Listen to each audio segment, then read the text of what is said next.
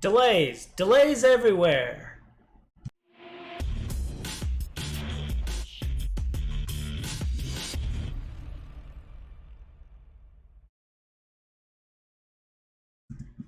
What up, viewers? What up? What up?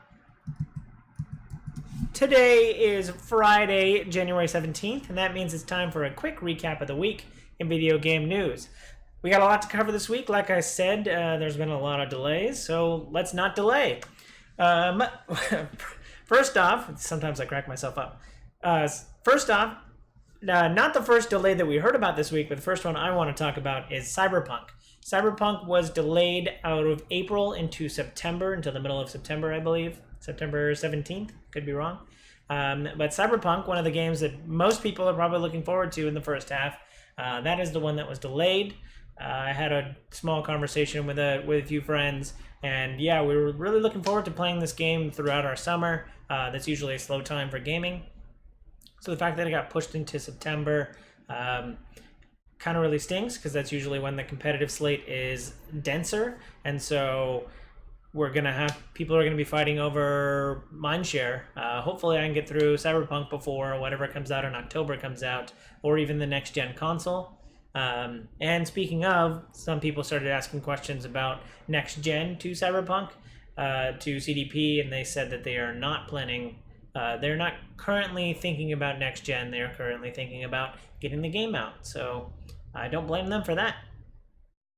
But yes, overall, just thinking out loud, September to April, I know that you're losing 4 months of sales, but I still think that you'll still have a strong lead, you'll still have a strong sales window, and then people will wait till people who are going to wait will wait till the Black Friday deals. And so I don't think, as far as like sales in the year, I don't think that really changes much, but who am I?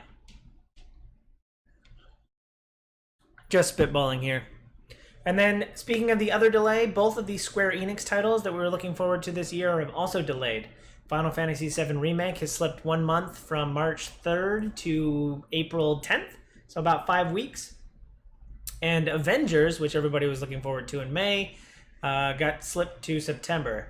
I believe I called this back at E3 when they said they had a hard May release date, 11 months in advance. I was like, something seems fishy here. I don't really trust people making 11-month later promises. So I won't say I called it, but I think I called it. But both of those games you can still look forward to. Now Final Fantasy VII might be my game that I'm playing this summer. Moving right along, Smash Bros. Had a new character that launched Thursday morning. The new character is Blythe from Fire Emblem Three Houses. I'm in the camp of another blue. I think they called it out in the video. Sakurai called it out, but the fact that it's another blue-haired sword wielder was kind of funny. At least I'm jumping on the making fun of them bandwagon. But I do think that they had a pretty strong showcase for the fighter pack, and they did say that they're going to continue making more fighter packs. So this might not be the end. I still believe that Super Smash Bros. Ultimate will be a platform for all Super Smash Bros. Going forward. I think they even talked about a new Fire Emblem stage. And I don't know, there was some context about that this means that there's a fourth house coming to Fire Emblem. I didn't see that in the video, but that's cool as well. So if you're looking for some Fire Emblem DLC, apparently that's coming down the pipe as well. Another big piece of news this week was Sony is continuing to be absent at E3. And the ESA actually responded, the Electronic Software Association or Entertainment Software Association.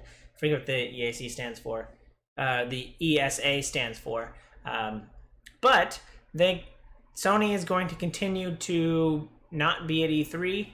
I don't know what this means for E3 as a whole, but it is very interesting to note that, especially with the one thing that caught my eye was the fact that they have a platform coming out.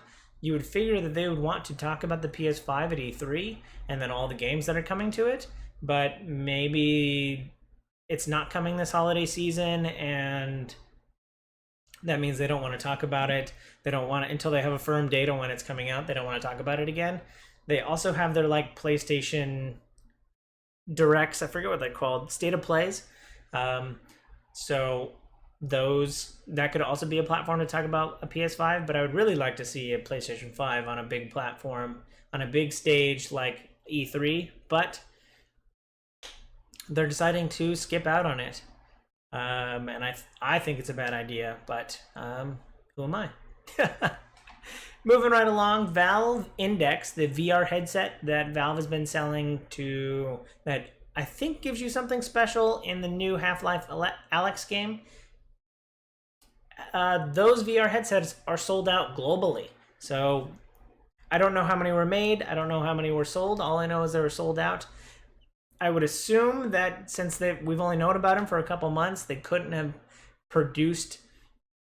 have promised to produce so many.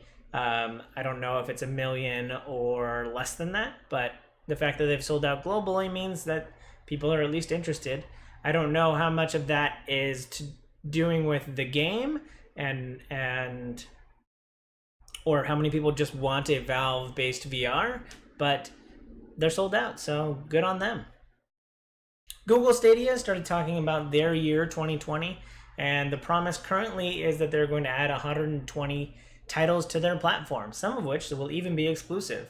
There was a lot of titles I think that were promised at the beginning that kind of got left on the side of the road, so hopefully Google Stadia can continue to build up their title count because they definitely need it. The only game I'm playing on my Stadia is Destiny 2, and that's very rarely. So, although I do need something to play, so I should get back into Destiny 2. But anyway, their platform is definitely lacking a lot of fields, and one of which is title count. So hopefully they get more titles. And I'd be interested to see what some of the exclusives are, and whether or not the exclusives will take advantage of the developer tools that they kind of promised at GDC last year. GameStop mentioned that they had a rough holiday season. Their revenues were down double-digit % or something like that. Some of which they blame on the fact that people know that next-gen platforms are coming out. So I could definitely I could definitely imagine a scenario where I'm looking to buy a console, but the fact that I know that a next-gen console is coming out, I might choose to wait a year and not upgrade. So I can definitely tell that I can definitely understand that GameStop's having it rough. Also, just the general decay of physical media sales, especially in video games, is declining as well. So I can definitely imagine why GameStop is having a rough time.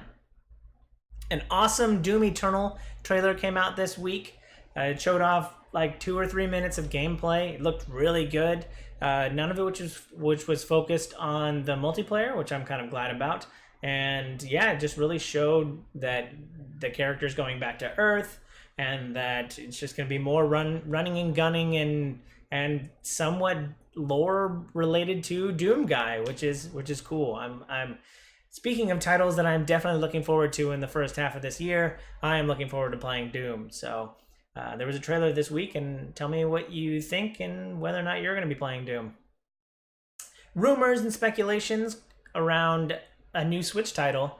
Bioshock, the collection, might be coming to Switch based on like ESRB ratings, something around that. So people are kind of starting to speculate whether or not Bioshock, the collection, would come to the Switch, which I think is great. You know, Bioshock has a little bit of dated graphics, which should be able to run just fine on the Switch platform. So if you don't already own the Bioshock collection, I already have it on PS4, but I might even still pick it up on Switch so I can play Bioshock on the go. And last but certainly not least, I think PlayStation did something like this last year. It was like I think it was just called PlayStation Legacy or something like that. But PlayStation Wrap Up there'll be a link to this down below. But what it is like a website. You type in your PSN name, and it'll tell you what games you played the most of and what achievements you got last year and how many trophies and how many hours you played. So I thought it was really fun. I think my top 3 games were The Division 2. I'm forgetting the second one. And then my third one was Remnant from the Ashes. So looking forward to seeing what everyone's top 3 games were. Let me know down below. Thanks for watching. Hope you enjoy this content. If you do, feel free to like and subscribe and follow to me on YouTube and Twitch and all the links down in the description below to see more great content like this. It really helps me out and I really appreciate it. Thanks again. Hope you have a super day. I hope you have a super weekend. And I hope you have a super day. Bye! Comments on my hair are appreciated.